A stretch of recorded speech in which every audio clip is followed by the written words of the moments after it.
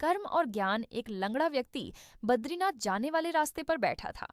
वह बोल उठा, लोग बद्रीनाथ की यात्रा पर जा रहे हैं। अगर मेरे पास सामर्थ्य होता तो मैं भी भगवान के दर्शन करता। उसके पास ही उसका साथी बैठा था। वह नेत्रहीन सूरदास था। यह सुनते ही उसने उसे पकड़ा और दोनों गांव के उत्तर दिशा में स्थित तालाब की ओर जाने लगे। राजा भर्तृहरि अपने मन से कहने लगे, अरे मणिराम, तूने राज्य छोड़ा, परिवार छोड़ा, घर-बार छोड़ा, सम्राट का पद छोड़ा और अब एक जलेबी के लिए फंस गया। जलेबी नहीं मिली तो पूरा दिन मजदूरी की।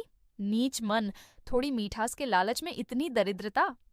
मन को यदि थोड़ी छूट देंगे तो वह और अधिक अधिकार जमाएगा। रास्ते में गोबर पड़ा था।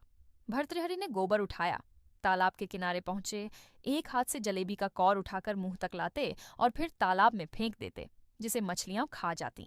दूसरे हाथ से गोबर का कौर उठाते और मुंह में भर लेते। खुद से कहते, ले खा, यही है तेरी जलेबी। ऐसा करते करते सारी जलेबी पानी में फेंकी जा चुकी। एक आखिरी कौर हाथ में बचा था। तभी मन साक्षात रूप में प्रकट हो गया और बोला, हे नाथ, अब तो दया करो, बस यही एक कौर खाने दो। लेकिन भर्तृहरि की निष्ठा परिपक्व और दृढ़ थी।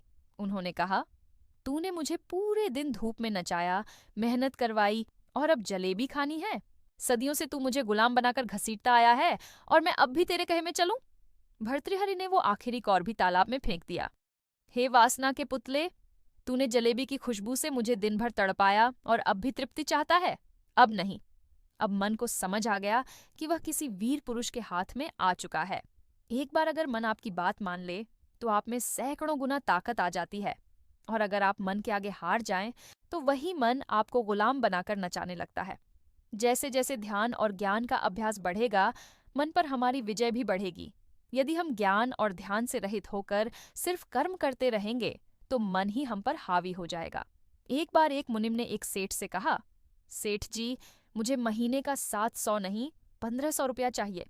सेठ ने झल्लाते हुए कहा, जा, निकल जा यहाँ से, गेट आउट। मुनिम ने शांति से जवाब दिया, कोई बात नहीं, मैं तो निकल जाऊंगा, लेकिन आप हमेशा के लिए गेट आउट हो जाओगे। सेठ चौंका, क्या मतलब? मुनिम बोला, मुझे पता है, आपने मुझसे जो झूठी बही खाताएं लिखवाई हैं, इनकम टैक्स के फॉर्म में जो हेराफेरी करवाई है, फर्जी हिसाब रखवाया है, वो सब मेरे पास दर्ज है। अगर आप मुझे 1500 नहीं देंगे तो ठीक है, मैं सीधे इनकम टैक्स अधिकारियों के पास चला जाऊंगा। सेठ जी घबरा गए। अरे ठीक है, ले ले 1600, लेकिन यहीं रह। मुनिम जानता था कि सेठ की कमजोरी क्या है। उसी तरह अगर हमारे जीवन में ज्ञान और ध्यान न हो तो हमारा मन हमारी कमजोरियां जानता है, वह हमें उसी के अनुसार चलाता है। हाँ, यदि सेठ का इनकम टैक्स कमिश्नर से गहरा संबंध होता तो वह उस मुनिम को लात मारकर निकाल देता। ठीक वैसा ही अगर हमारी आत्मा का परमात्मा से गहरा संबंध हो जाए तो यह मन रूपी मुनिम भी हमारा कुछ नहीं बिगाड़ सकता। जब तक परमात्मा से सीधा संबंध नहीं बनता, तब तक हम मजबूरी में मन को खुश करते रहते हैं और उसके अधीन रहते हैं।